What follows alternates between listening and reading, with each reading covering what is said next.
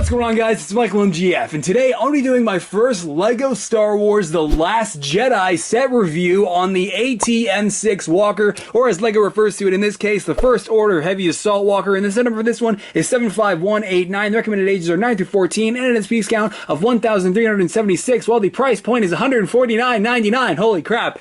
That's a lot, and that price point is also a lot, but hey, it gives you the illusion that this set is worth it because it has a really long legs and it's tall, or in this case, it's not because I have it planking because it couldn't fit in the frame. But yeah, guys, reviewing Last Jedi sets, finally! Not everybody can bypass street dates and review sets early, so this is great! I'm so excited, finally! Anyway, yeah, that's about it, actually. I'm out of things to say. Okay, so first up, we've got Rey in her new Last Jedi outfit. Standard blue lightsaber, although I swear the hilts are slightly more chrome now, but that just might be me. Getting it out of the way, though, so that you can see she has this new hairpiece to match her hairstyle in The Last Jedi, and my god, just like the first Rey hairpiece, LEGO just knocked it out of the park, absolutely nailing this design. It looks so great with the hair going over her shoulders, the braid on the back. It is all there, and it looks amazing. Just the best part of this minifigure is easily that hairpiece, and of course we have the same exact Rey face from the Force Awakens sets carried over because it is a perfect likeness to Daisy Ridley. And then if you forget what the back of the head looks like, there it is again 2 years later, and it still looks great. So yeah, then the rest of the minifigure is very similar to her appearance in the Force Awakens. However, of course, she is now in darker gray robes and she has tan arms for this variant, and it looks awesome. Very similar design to those robes from the Force Awakens minifigure. However, they are different. The wrinkles are different, and very minor design changes have been made. And of course, that does continue onto the back with all those additional changes that were made here to accommodate the new colors for Rey's outfit. And this looks amazing. This minifigure is amazing, and you really couldn't have asked for a better Rey minifigure for the Last Jedi sets. You know, it's actually kind of surprising that Rey's even in this set because we haven't seen her off of the island yet so far for anything Last Jedi related. Anyway, Poe's back, and he's got a brand new black jacket, which is definitely pretty cool. Gives me those Indiana Jones vibes, even though I don't know why. I guess maybe because it gives me Harrison Ford vibes, which gives me Han Solo vibes, which then in turn gives me Indiana Jones vibes. Maybe not in that order. Anyway, this figure is great. There's the back of the torso, and other than that, there's nothing here that you haven't already seen, even though it's a pretty straightforward and solid minifigure that gets the job done. The Poe head is back. Great to see that again. Use that on Bucky for Civil War. Definitely a pretty great face for the most part. And then there's the main side of the face, because I did have him on his alternative facial expression. And of course, we've got the Superman hairpiece that LEGO debuted on him for his blue X-Wing set sometime last year, I think. But yeah. Hey guys, I'm going to be totally straight with you. I forgot there was a Resistance Trooper in this set until I got all the way to reviewing the instruction manual, and then I realized this guy hasn't even been in the review up until this point, and you didn't see him in the intro shot. All of you probably already commented by now, but I found him under my chair over by my desk, so yeah, but this minifigure is definitely pretty great. You can see that we've got pretty much the exact same torso from the Resistance Troopers that we saw in the Resistance Trooper Battle Pack. New leg printing, which is pretty awesome. Gunmetal blaster, which we didn't see in that set with the Resistance Troopers previously. And then we also do have the Resistance Trooper helmet with the detachable visor, this time all molded in olive green, missing the little print up here on the top right. And he's got a trans yellow visor, of course. And then we also do have this head, and I'm almost certain this is a new head, but this is the part where 15 of you jump in the comments to tell me it's been used in Ninjago or something else at this point. But then again, everybody in Ninjago has yellow faces. Maybe not, but you know what I mean. So yeah, this is included in the set, and I almost completely forgot. There's the back of the torso. Hey, is Rose in this set? No? Oh. Then the Walker driver is also pretty great, though I can't speak to the design of it at all because I have no idea if this is accurate or not, so that just goes to show how much research I've done for these reviews. But LEGO has decided to repurpose the Flame Trooper helmet for this guy, and again, I don't know if that's actually how it looks in the movie, but the design that LEGO has printed onto it is great. The gray stripe going down over the right eye gives me those freaking Force Unleashed, Stormtrooper Unleashed Commander vibes to any of you guys that were old enough to remember that game. Removing the helmet, you can see see we've got Tamira Morrison under there, the clone trooper template himself, even though all the clones would have died out at this point in the timeline, but no one seems to care, and according to most people, that's just me nitpicking, so okay. The torso design looks great though, pretty straightforward. The wrinkles, the pack on the front, it's all there, and these straps that extend down over the legs with even more wrinkles next to that makes this minifigure look all the more detailed. And then if we go ahead and take a look at the back of the torso, the detail definitely sort of comes to an end, as that is not nearly as complex, but it definitely gets the job done. And again, I'm assuming it's accurate, and overall this is a really cool minifigure. Finally, we've got a First Order Stormtrooper. There is literally no difference here from the Force Awakens First Order Stormtrooper, because there's really no difference on them in the movie anyway. However, they've got thinner visors in The Last Jedi. Hasbro did it, but Lego didn't, because why reprint the design when you've already got so many of these on the production lines for the Force Awakens sets? And that's completely understandable. Honestly, I don't care, but hey, more clones. Okay, now on to the walker itself. I forgot, take the background off from the minifigures, grab that. Anyway, so the walker is pretty massive, like you probably saw in the beginning of the video. You take a minifigure, place it next to it, and it's pretty big. It's a reasonable size. Reasonable slice, I almost said. But, yeah, so where to start? I guess we'll start off with the main head, and you can see that Lego actually has a really great, like, neck design going here, and it can swivel from side to side at 2 joints, which is really great and definitely allows for some great posability. However, it cannot go up and down, even though I don't even know if that's a thing on the actual walkers. Maybe it has limited mobility. I don't know. They haven't revealed a lot about it. Anyway, so the cockpit does open from various different sections. From the top, you lift up this main hatch. You can pull forward the front hatch with like the screen on it and everything, and the side flaps do kind of move a little bit, but not really. They're not really meant to be open to seat a minifigure. So anyway, we take our walker driver, get him into a seated position, put him in the 2x2 available space. There's nothing holding him down, so make sure that you pose him right, and then again, close up the front, close up the top, and your pilot is inside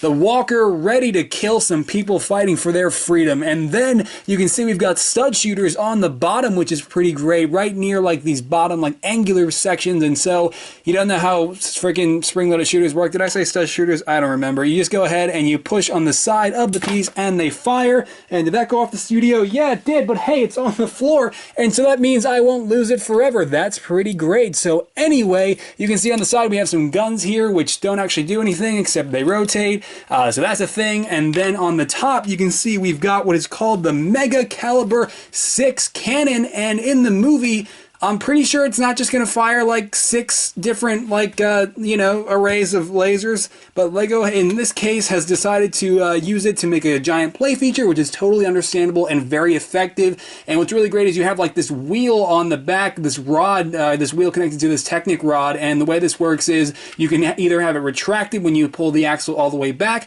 or when you push it forward, you can actually adjust it, move it up and down, get it into battle-ready position, and then you just go ahead and turn the axle and all the studs fire. And I really should figure out how I'm going to aim this thing so that I don't lose these studs forever. So I hope I record a separate angle for this, because the angle I'm recording at right now, you can't see anything at all, so sorry if I forgot. But anyway, so turning the wheels, oh boy, studs are firing. I got one, and they both fell off the studio. That was only 2. Okay, I'm going to put my hand in front. Up, that one's staying on. Okay, there goes another one. We're good. That one stayed, and there goes the 4th. Oh no, I think that one actually left a mark on the background. Hopefully not. Okay, there's the 6th one. Was that all of them? Is there one more? No? Okay, we're good. Okay, so I got 1, 2, 3, 4.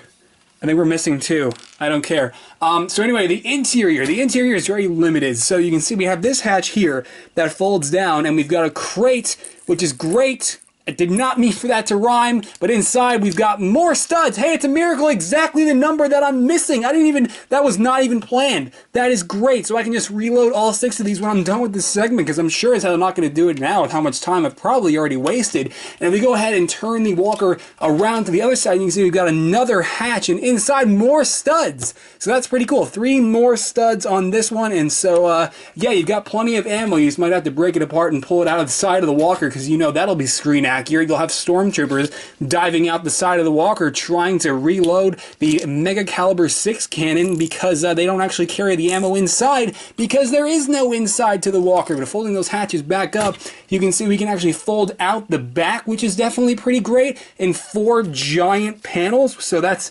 definitely a thing, and you can see that the interior, like I said, it's mostly just all Technic, but you do have space available for at least 2 minifigures. So if we want to have Mr. First Order Stormtrooper standing here like that, he's got a wrench that he probably won't be able to use because, you know, besides shooting up civilians and rebels, he's probably programmed to be useless from birth, as General Hux would say. And then I guess if we want Poe Dameron to defect and cause a whole plot twist, we can have him up here as well. And LEGO even use some minifigure stands, and so you can see we've got the collectible minifigure series crossing over into LEGO sets more often, so that's pretty cool. There's also another little clip there for any other accessories you might have, and yeah, so other than that, that's really it. I don't really think there's anything else going on here for this set besides the legs, which we'll talk about in a second, because we've got these shells on the back, and so that is definitely pretty cool. These shells are just like, I don't know, they're just like circular, and they're shells stuck on there for display.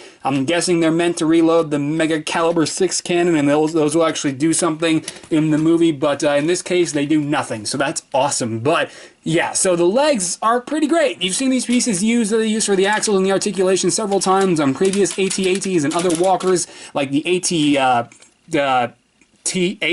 from the Clone Wars. I remember it being used on that a lot for the friggin' AT-ST, I think, and several other things, so that's pretty cool. But you can get an idea of just how articulated these legs are.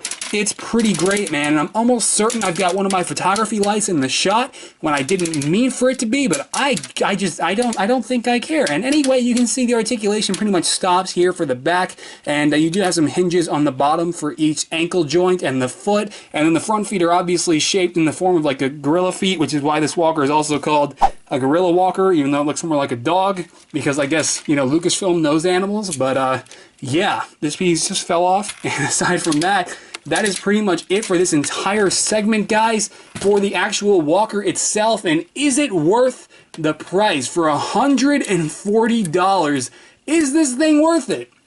Well, it all depends on you, because it's a recurring theme for big Star Wars movies and big Star Wars titles. When LEGO releases massive sets for them, they have to accommodate Disney's giant freaking price hike because they want to make that revenue from all these sets. And so if you decide that you're willing to pay $160 for a set that's probably more so only worth $130 to $140, you want to pay that extra 10 to 20 bucks, you know, of a minifigure or two that you're not getting, then that's totally up to you. This is a great build, a great display piece. I mean, I skipped out on all of the AT-ATs LEGO ever put out, and I'm glad I grabbed this one, man, because this is really cool, and I'm guessing that I probably would have liked the AT-ATs. It's kind of shocking that my entire time doing this over the last decade, this is my first, you know, AT-AT-esque set, even though now it's an AT-M6, our freaking gorilla walker, and so it's got the messed up feet. But it's definitely a really cool set, man.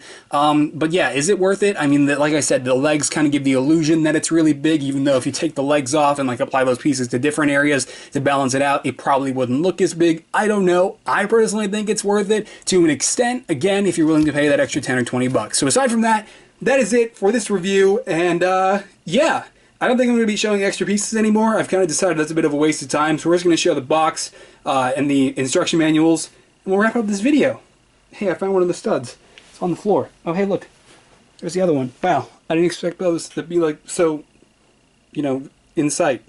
That's cool. The box is definitely a thing that exists, sporting the new Last Jedi graphic up here in the top right corner, and you'll be seeing that non-stop until the Han Solo movie next year. We've also got the Battle of Crate going on here on the box, and Rey's in the battle apparently, but as far as we know, that's not a thing, so maybe this action shot is actually more exciting than the movie itself. But on the top you can see we do also have Rey sporting the actual size reference along with all the minifigures included. A super rare and like new thing LEGO's doing for this lineup and potentially other sets, I don't know, but you have this really cool graphic on the side of the box too, so that's new and really awesome. And then on the back you can see that we've got all the features that I just went over along with all of the Resistance characters, you know, Rey and Poe, and I guess really the only Resistance trooper is the one shooting up at the Stormtrooper, and he's the only minifigure that I forgot to give his own segment because he was like under my chair somewhere. Anyway, that's the box. That's pretty cool. Yeah. Lego actually managed, wow, that hit really hard. Lego actually managed to include everything in one instruction manual, so it is pretty hefty, and so that's pretty cool. Make sure you use hefty garbage bags, kids. You don't want anything falling out. But you can see that inside we've got the graphic of all the minifigures included here, the render checklist thing, which is super awesome and always really great to see, especially on this scale rather than in one of the smaller instruction manuals. So that is definitely pretty awesome. And then you can see over here on the right, we have the entire lineup of Last Jedi sets, including the BB-8 that I'll be reviewing next, and then that completely useless freaking Scout Walker thing, even though that's definitely a turret and it only includes General Hux and a few other boring minifigures that no one actually cares about, no main character, so I'd be surprised if those sets numbers are actually decent. But yeah, instruction manual and talking about Lego's sales numbers, so we're doing great. How are we gonna take down those walkers? Use the tow cables on them speed. Shut up, old man, you're senile.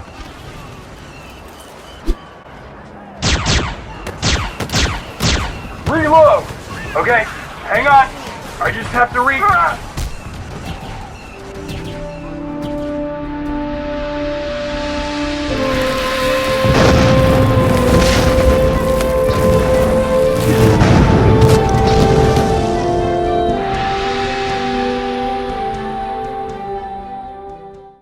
How did you even do that? Didn't you only train with Skywalker for like half an hour? Alright guys, there you go. That is it for my review on the First Order Heavy Assault Walker. Thank you so much for sticking around for that whole thing. Hopefully it wasn't too long. I don't know. I haven't edited this yet. But if you did enjoy the video, or maybe you found this informative and it helped you in deciding as whether or not you want to pick up this set, then be sure to let me know, man, by dropping this video a like below and or your opinion on anything I might have said, anything you agree with or disagree with about this, me and, you know, what I talked about with this set. Or, yeah, you know, all that stuff. You guys are great. You can totally follow me on Twitter, Facebook, and Instagram. Links to all three of those are always down in the description below. And I'm working on some pretty cool stuff over there. Defenders, Thor Ragnarok figures, and Justice League figures also pretty soon here. And some Flash Season 3 figures thrown in here, hopefully before their premiere. We'll see where all that goes. That's totally not relevant to the set, though. But I am going to go build BB-8 and get started on that video because I definitely think it is worth the video, and we will see if I decide the same for the Resistance Transport Pod, I think it's called, or something, and then also the Kylo Ren's TIE Fighter. So I'm going to see if I can get to all that. If not, you'll know because you won't see it. But hopefully that won't happen. Anyway, I'm going to go, and I'll see you guys later. All right, bye-bye.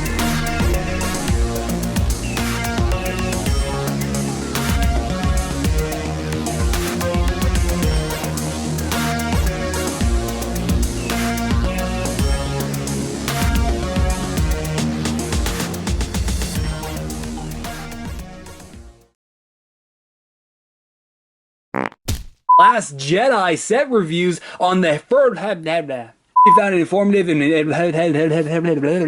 all the time, and I mess plenty of stuff up. That's great, Ross. Like that's yeah.